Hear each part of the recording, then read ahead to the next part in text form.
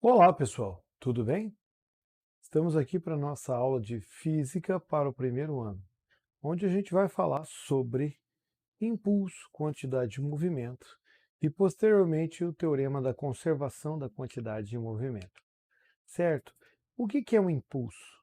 O impulso, por definição, é o produto da força que atua sobre um corpo vezes o tempo de contato, como você está vendo aí aqui em cima.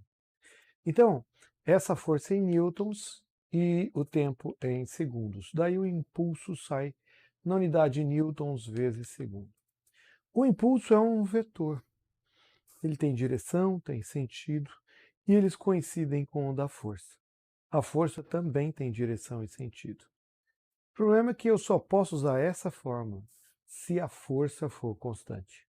Se a força for variável, eu não poderei mais calcular desta forma e eu terei que ir para o gráfico força versus distância, tá? Então, veja, quando a gente falar calcule o impulso, a primeira coisa que nós teremos que observar se a força é constante. Se a força for variável, nós vamos pegar o gráfico força versus tempo e vamos pegando uma força que aumenta, fica constante, diminui, fica negativa, volta a ser zero. Nós vamos calcular a área entre esta área entre o eixo horizontal e o gráfico, certo? O impulso vai ser numericamente igual à área. Muitas vezes nós não teremos como calcular de uma vez só a área, então calcularemos em etapas, como você está vendo aí, essa área dessa figura e essa outra área de verde. Olha, essas áreas que você vê aparecendo aqui no gráfico, estas áreas são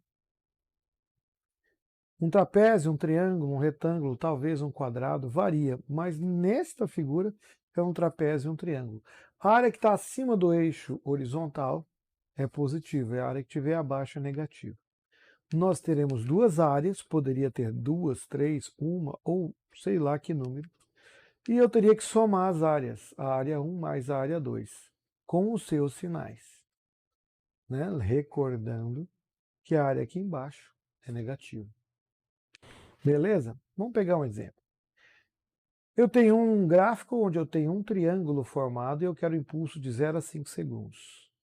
Eu vou pegar a área, e a área desta figura aqui, ó, um triângulo, base vezes a altura sobre 2. Está aqui a altura 40, a base é 5. Vou fazer 40 vezes 5 sobre 2. 200 por 2, 100 newtons por metro. É uma força variável e eu só tinha essa possibilidade de calcular. Tranquilo? Bom, não é complicado.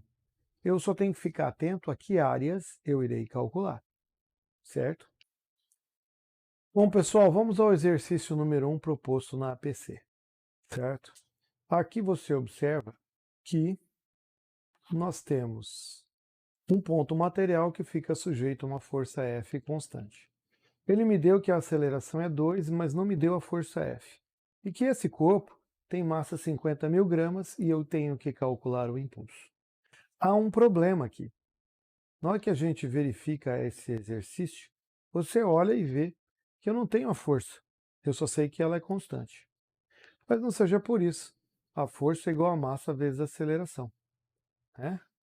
Ou seja, eu tenho a segunda lei de Newton, eu só tenho que me preocupar se essa massa poderia ser em gramas e não pode. Então, 50.000 gramas converte para quilogramas, divide por 1.000, dá 50 quilogramas. É só substituir. A força é 50 vezes 2, que dá 100 newtons. Agora eu tenho a força. Agora nós podemos calcular o valor do impulso. É só pegar a força vezes o tempo. A força é 100, o tempo é 20 segundos, dá 2.000 newtons vezes segundo. Como você pode ver, não é complicado, mas a gente precisa separar os dados e verificar as unidades. Vamos ver outro exercício. Número 2 é uma força variável, é um gráfico força versus tempo.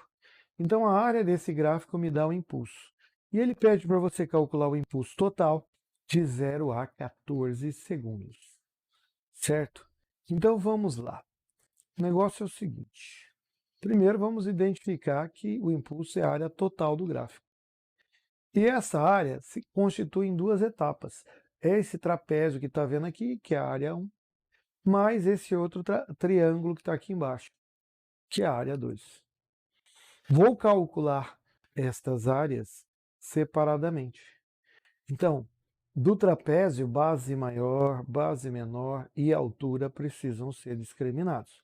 Então vamos lá no gráfico, falar, olha, a base, né? Nós já sabemos que é a soma das áreas. Vamos lá, a altura do trapézio 1 é 20. A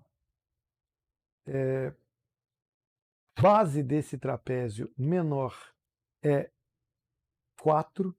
E aqui embaixo, se você observar, ó, eu tenho a base maior desse trapézio, que é 6.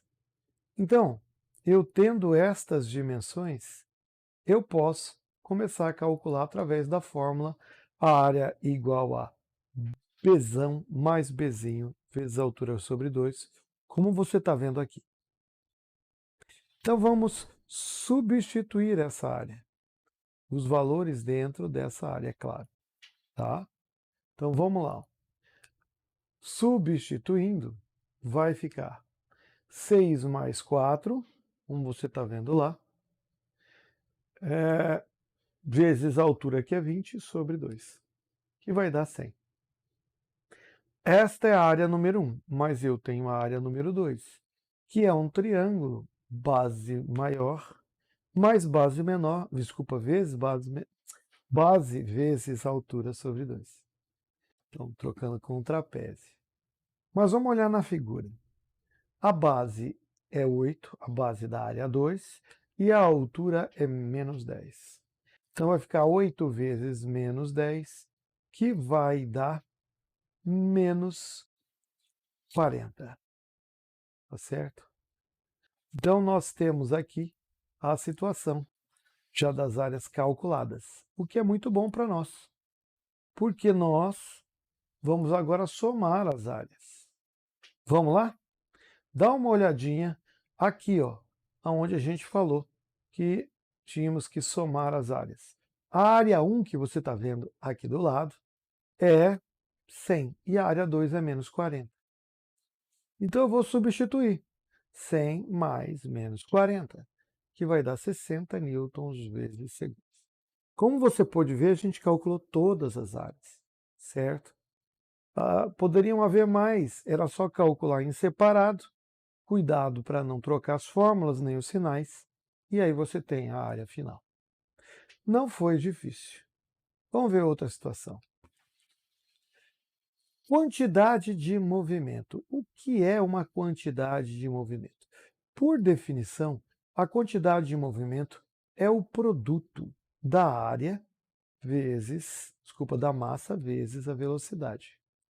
Também é chamado de momento linear.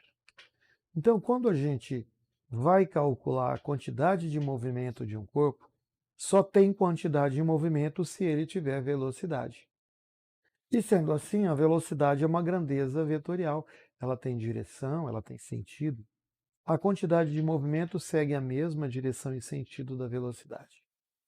Lembre-se, a quantidade de movimento é medida em quilograma vezes metros por segundo. Por quê? Porque a massa da fórmula é em quilogramas e a velocidade em metros por segundo. É uma grandeza vetorial e também, como eu disse, é chamado de momento linear do corpo, tá? Se você entendeu isso, a gente pode, por exemplo, fazer um exercíciozinho, que seria o 2.